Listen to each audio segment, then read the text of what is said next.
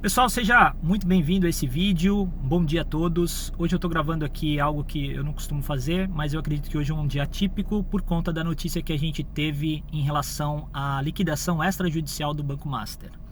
Então eu acredito que é importante eu trazer alguns pontos aqui, até para trazer tranquilidade e transparência para cada um de vocês.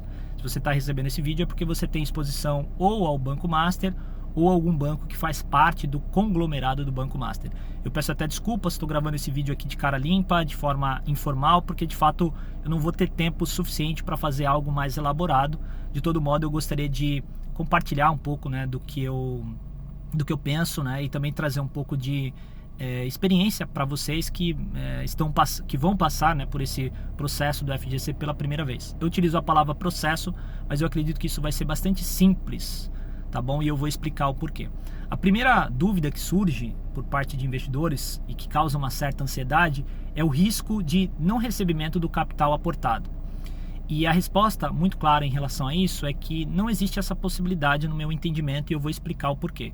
É claro que quando a gente fala de investimento, sempre existe algum risco, mas eu vou explicar o porquê. Eu acredito que a chance da pessoa não obter o capital de volta, ela é zero ou praticamente zero, tá bom? Então acho que é importante eu destacar isso para vocês e deixar isso muito claro, ok? Bom, primeira coisa, a gente precisa entender como funciona o FGC. O FGC ele é um fundo criado por instituições financeiras, por isso ele é um fundo privado.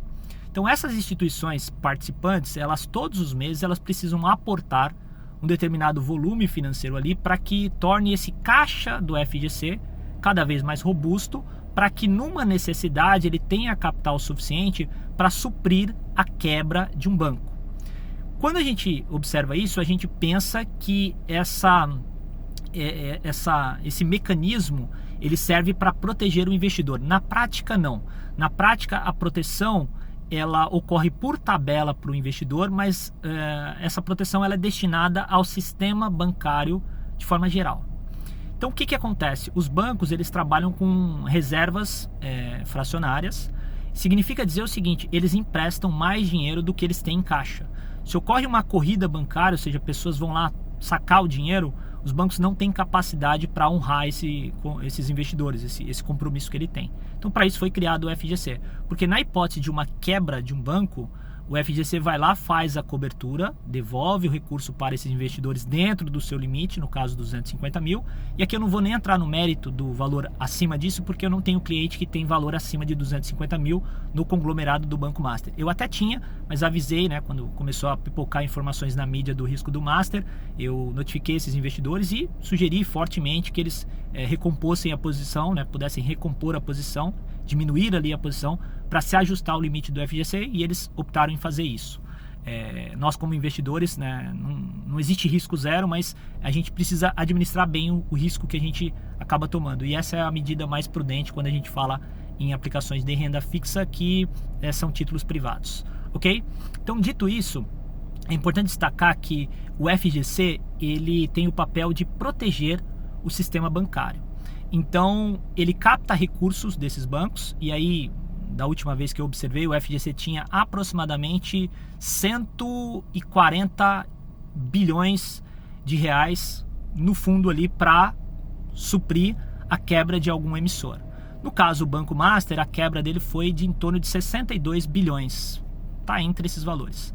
Então o FGC tem capital mais do que suficiente para cobrir esse valor da quebra, né, do conglomerado do Banco Master. Consumiria ali menos de 50%, mesmo assim é um consumo significativo, mas cobre com bastante folga.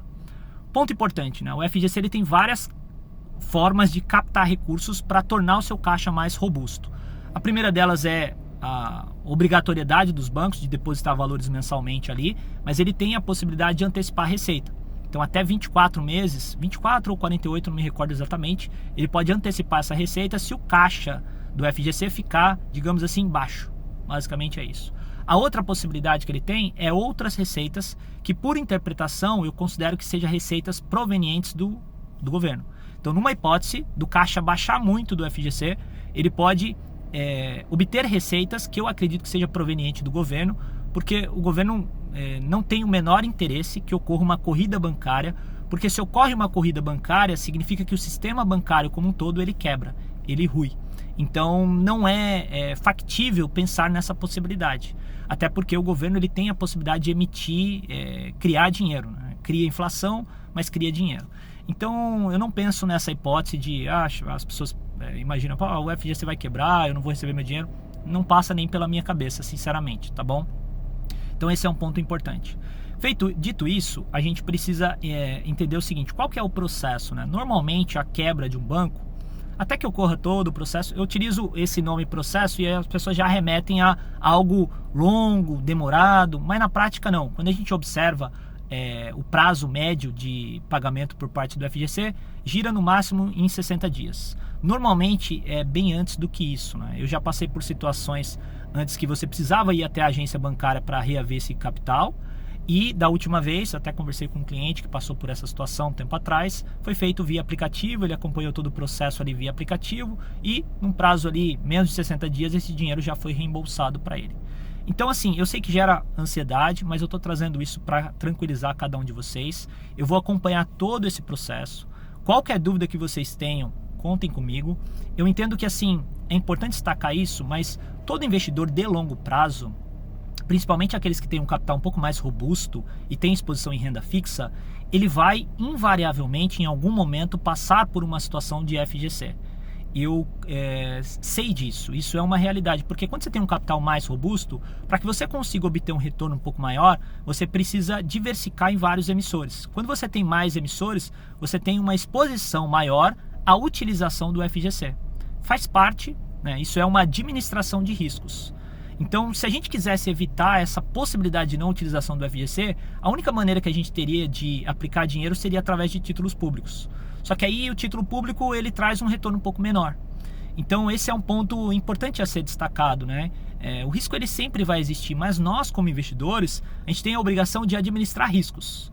Então hoje a minha carteira, das pessoas que confiam no meu trabalho, a gente conseguiu administrar bem esses riscos porque a gente não tem nenhum investidor que tem um valor acima do FGC, que ocasionaria, numa hipótese de quebra, uma perda permanente. Não é o caso.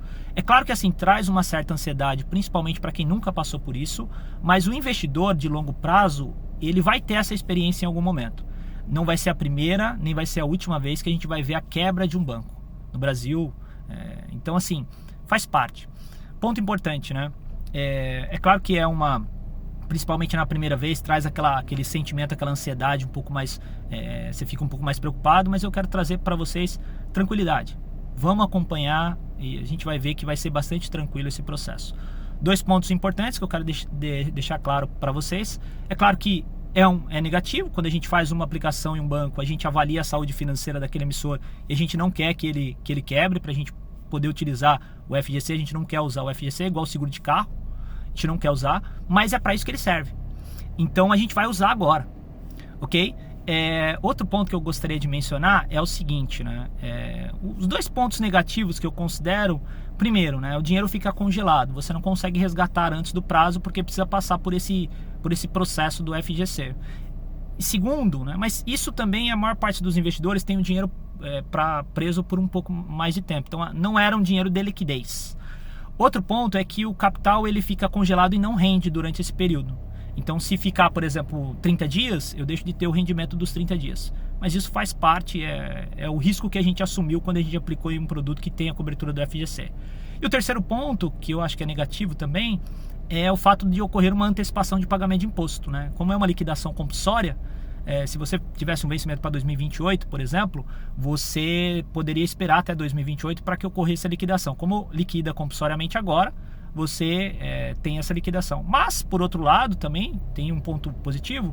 Às vezes você contratou um título lá atrás, 2021, 2022, com uma taxa menor, e agora ele oferece para você a liquidez sem a penalidade, porque se você liquidasse antes do prazo sem essa intervenção do Banco Central, você pagaria a penalidade. Agora você não paga a penalidade, vai pagar o imposto, e aí, caso você queira, você tem a possibilidade de realocar esse capital em uma taxa de juros talvez maior do que a que você havia contratado anteriormente e estava com esse dinheiro sem liquidez no Banco Master. Então, estou trazendo esses pontos para vocês. Não sei se ficou claro aqui, o vídeo até ficou um pouquinho mais longo. Peço desculpas, estou fazendo aqui de cara limpa mesmo. Eu não costumo fazer isso, eu até parei o carro aqui resolvendo algumas outras coisas, mas trazendo isso para você numa perspectiva de quem já passou por isso e entende que esse é um processo que acaba acontecendo com investidores de longo prazo, tá bom? Então faz parte, né? Não tem como fugir disso. Então você pega o mercado de ações, recentemente a gente teve empresas que praticamente quebraram, né? Lojas Americanas, IRBR, a gente tem outros produtos aí que quebraram e trazem prejuízos irreversíveis para investidores. Não é o caso da situação que a gente está passando agora, tá bom? Então assim, quero ficar totalmente à disposição. Você pode me ligar a hora que você quiser, no momento que você quiser, qualquer dúvida que vocês tenham, contem comigo. Eu acredito que um bom profissional, e eu estou nessa área já desde 2012, ele vai estar junto com as pessoas que confiam no trabalho dele, principalmente nesses momentos. E é assim que eu gostaria de compartilhar com vocês, tá bom? Peço desculpas, não estou com a vestimenta adequada aqui, estou dentro do carro, etc. Mas meu propósito aqui é trazer transparência para vocês. Esse é o meu propósito, tá bom? Um abraço a todos e fico à disposição para o que precisarem.